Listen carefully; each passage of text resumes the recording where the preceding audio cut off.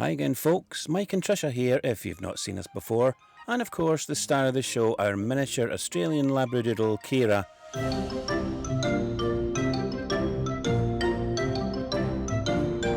We're on our way to Portugal, stopping en route, and now we're in Cognac where I am about to learn about the history of the good stuff. We go off to explore the medieval quarter of the town before heading back to our quiet wee park up. Or is it? I'm out for my morning walk this morning with Kira. Behind me here is the river Charente and we are in Cognac. So we've got a little bit further along in France. Still a bit to go. Heading down to Portugal is still the plan. Now we're staying once again at a little camping car park. I'm just coming up to that now. It's actually situated right beside a place called the Abattoir. It's not an abattoir. It used to be an abattoir, apparently in the 1850s, when Cognac started to get really busy with all the Cognac production. The people needed meat and they built an abattoir here on the river. These days it's a nightclub and it can be really quite busy and noisy at times, but we checked online before we arrived and thankfully there's nothing on this weekend, so we're expecting a really nice quiet time. There's also a large structure there beside the abattoir and I wasn't quite sure what that was. I had a look and it just looks like a large timber frame, huge structure, and apparently they're looking to get that out onto the water as a kind of viewing platform. I'd like to see that when it's finished actually. Now I'm just heading back into the campsite now. Trisha is actually, she's been really quite unwell for the last 4 days. This is our 4th day here. It's the first time I've picked up the camera because Trisha has not been well. We've only managed out a few times. We've been to the laverie to wash our clothes. We've been to the supermarket and I think we've been to the pharmacist for Trisha and the tourist information site. And that's pretty much been it. So, you know, for the last few days, I've just been looking after Trisha. So we got her a Linctus bottle and she seems to be a lot better now. She's spent a lot of time in her bed, but she's really bright and breezy this morning. She's up and she had a shower. So I'll get back, get a coffee and see how she is. You're looking a lot better today, I have to say. Still not 100%, but I feel better. You look an awful lot better. You really do. The two of you, a couple of injured soldiers. Yeah, Kira's got a sore pawpaw. She has. Let's see it then. Let me see your sore I think I was out with her yesterday. She might have stood on a bit of glass or something. It's this paw, it's her pad. Oh, let's see. Oh dear. You got a sore pawpaw. Have you ever noticed when your dog's got something sore, you have to say it twice? So a paw becomes a pawpaw and a tummy becomes a tum-tum. Hey. See, you've been doing a lot of planning. Yeah, we've been speaking to people on the sites and what they've said to us is that in Spain, sites are getting really busy and somebody said they had trouble getting a site. So I think we'll get a wee planner when we're out and just decide where we're going to go for the next few days. I think that's probably wise. We don't want to get caught short and have nowhere to stop. Go and pass me the seat cover to have a wee look at it. How do you think it came out? So this is the one that got all the red wine on it. Looks as if there's still some residue stains. I needed my vanish to put on that, but we didn't have that with us, so it'll do. It's clean. It looks a lot better than yes. It was, didn't it? Yes. It's done its job. It's a seat cover. Yes, it has. It's protected the main seat, so we'll need to get this back on before we get more spillage put on. They're not the easiest things in the world to fit, though, are they? No, they're horrendous. It's like having to get a way down and underneath and everything like that, so I'll do it later. You'll be doing that then, will you? Yeah, there's no way you would get in to do it. The shower this morning, have we still got the drippy tap problem, I take it? When the pump's off, we don't have any drips. And as soon as you put the pump on, then yes, you do get drips. So we just have to make sure that the pump is switched off when we're not using it. The new leisure battery of ours has performed really well though. I think we're on its 4th cycle and we've had it down to 40%, haven't we? Yeah, we did. But then when we arrived here, because of me not being well and the amount of time we were going to stay here, we just decided that we would go on to electric hookup. That's us just heading out for a walk. We're going to go along the canal which takes us into the little town centre in Cognac. And towards the end of the waterfront, there's the old part of the town. It's the historic medieval quarter. That's what I'm looking forward to seeing. Trisha, go and look down there. Where? Over the edge. No, along a bit. That way? Right along, yeah, look along there. Oh, somebody's definitely had a bad day and driven off road, eh? And there's a couple of curious ducks there too. Come to have a look at it. It was some locals that told me about the motorbike, and the police are aware. We continue with our walk along the canal, which takes us to the harbour. The large boat behind me, the Richard Hennessy I, obviously the Cognac Hennessy distillery. And I think if you do the tour of the distillery, at some point they take you across the River Charente in that boat, because they store the cognac barrels on the other side of the river. I don't think the tour's on at the moment, so we're just going to have a little walk along the river up to the medieval quarter. There's a lot of boats here, and I think they're just moored up because there's not enough tourists around at the moment. No, but they look bogging, don't they? They do. They could do with a good old wash. I really quite fancy going into this museum. It tells you all about the history of making cognac. I don't suppose Ciara's going to get in. You mind looking after Ciara if I nip in No, here? that's fine. It's a nice sunny day, so we'll just sit down at the water and just watch the world go by. Okay, well, I'll be as quick as I can, all right? That's okay, don't worry. I head off into the museum on my own. It's the Museum of Savoir-Faire. Inside there's a very modern reception with some interesting artwork. Cognac production started in the 1600s when winemakers needed a way to preserve their wine for long voyages. And the solution to that was distillation. They double distilled their wine into a strong, flavourful spirit, aging it in oak barrels to create the smooth golden drink that we call cognac today.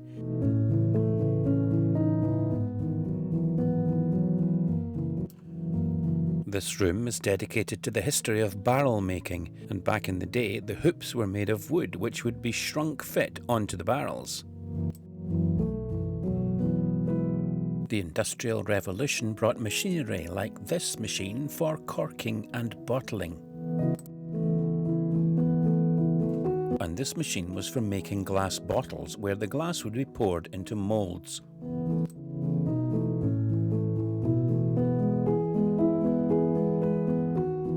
The museum has a large collection of cognac bottles from over the centuries. They seem to come in all shapes and sizes. These two bottles were found in the cellars of Buckingham Palace. They're stamped with the names of King George V and King Edward VIII.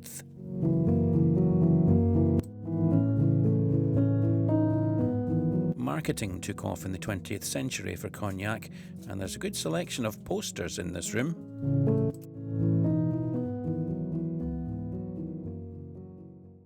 After the museum, I go to catch up with Trisha at the St. Jacques Gate, which is formerly one of 3 entrances into the town. This is the only surviving one and dates to the 15th century. It was originally accessed by a medieval bridge, which was repaired many times and finally replaced in 1850 by the Pont Neuf. That's the new bridge. What do you think the gargoyles look like? Well, I think that one's a dog. Nah, Yeah. It's It's a- it's got ears, look at his ears. it's a pig, is it not? No, it's a dog. And these are monkeys. Yeah, these are definitely monkeys. I agree with you on that one. Like a dog. Still got a wee snout. I still say that's a pig though. Behind the St. Jacques Gate is the Château de Cognac, built between the 12th and 15th centuries, and it was the birthplace of King François I of France. These walls are fairly crumbled away, eh? Yeah, I think there's quite a bit of restoration work going on. There's been a fair bit of noise in the background. Yeah. They do tours in the castle because these days they actually mature cognac down in the cellars. And the castle tour itself, we've had a look at that online. It's €24, and the reviews weren't particularly great. A lot of people saying that there's not a lot in the castle. So we're going to give it a miss, especially since we've got Ciara and we want to find things that we can all do. It's a beautiful old French building here with the beams on the outside. I love looking at these. And you just think what kind of people have lived in these over the years. I think it's amazing. Have you seen the old shutters up there as well? The windows. Yeah, and all the ironwork. Yeah. It's really gorgeous. We continue our walk through the medieval quarter, known here as Viau, Cognac. The street we're on is called the Rue Grande and dates to the Middle Ages. It features some former medieval workshops made from cob and half timbering, where shopkeepers and artisans worked and lived. From the 18th century onwards, the buildings were converted into townhouses.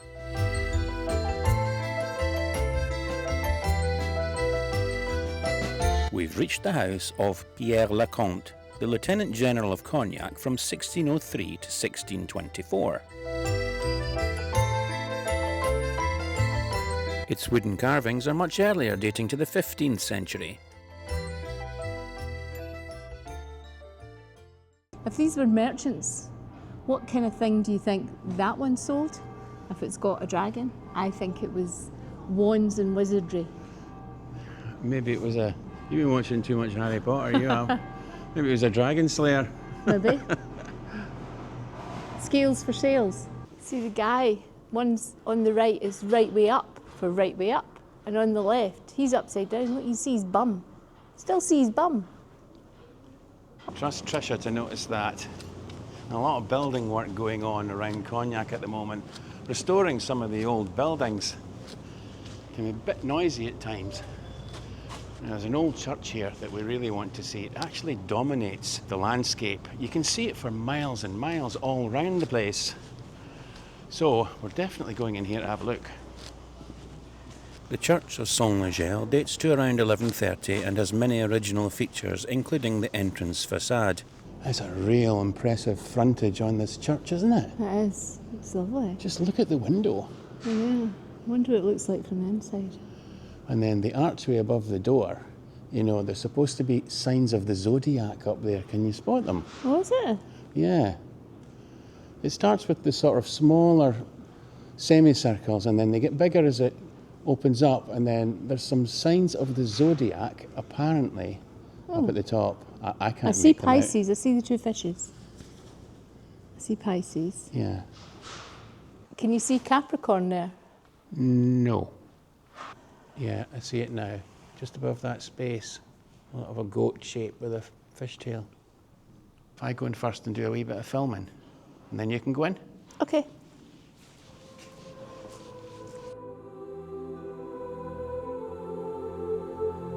The building is laid out in the shape of a Latin cross, and the walls are made up of a series of arches.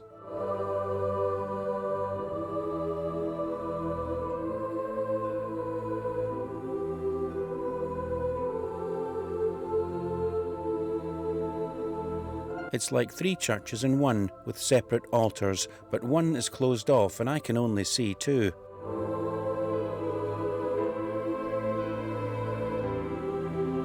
The pulpit was made with carved wood and marble panels. This was added in 1853, including the carved cherubs.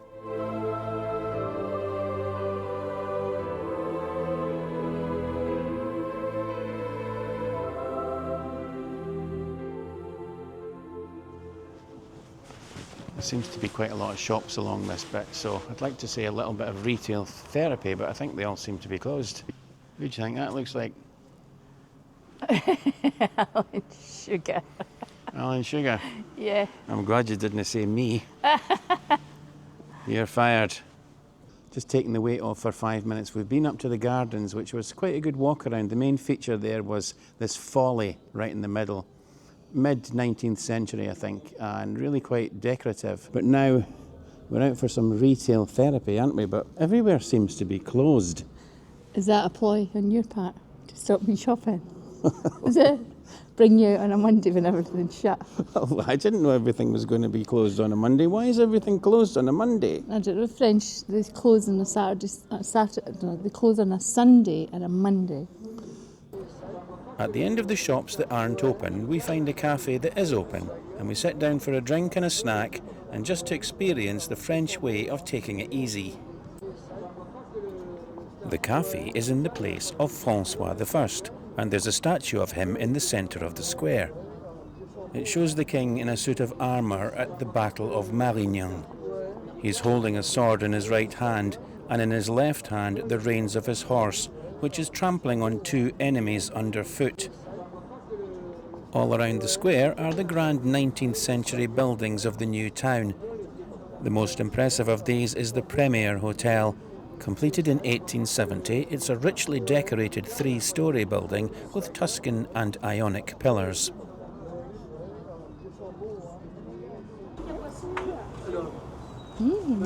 How's the crepe? Oh my. Really good. Caramel sauce is lovely. Yeah, they put a lot of caramel sauce on, don't they? Yeah.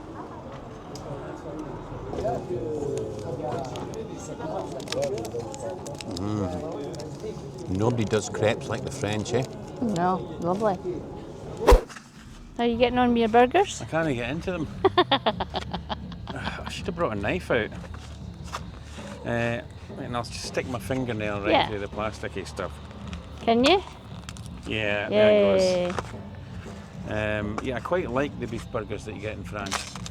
Yeah, you've always liked them. And there's a quite nice little setup here at this little wall, isn't it? Yeah, you enjoying the music? It's just stopped. Oh, there we go.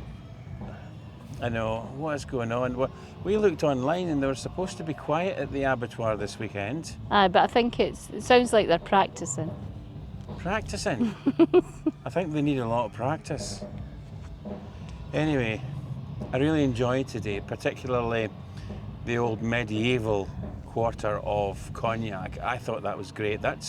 It's right up my street. I really love that. You know, all the cobbled streets, the old buildings. The church was fantastic. I just love France. I love it for that sort of thing. Don't love it so much for this sort of thing. I have to say, the noise that's coming from over there. So, anyway, never mind that. I'm going to have my burgers and enjoy them. And where do you fancy going next? Well, I thought maybe a couple of stops in Spain. You got anywhere in mind? I have to think about it. Can I pick?